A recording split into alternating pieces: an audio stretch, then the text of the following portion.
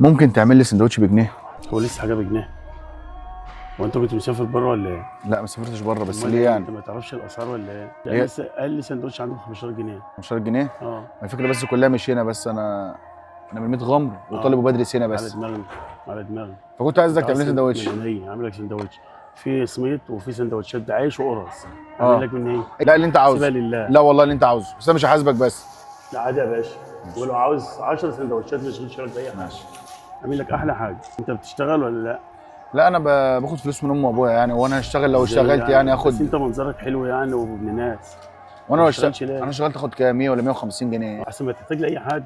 بس قليلين قوي يعني. ولا عيون هو ولا انت حضرتك حاجه. مثلا يعني يعني هل الشغلانه دي مثلا مرضاك ولا حاجه؟ الحمد لله رب العالمين، والحمد لله رب العالمين، يعني ربنا رزقني. الشغل مش عيب. انا عارف الشغل مش عيب. العيب اللي انت تمد ايدك للناس وتقول لهم هاتوا.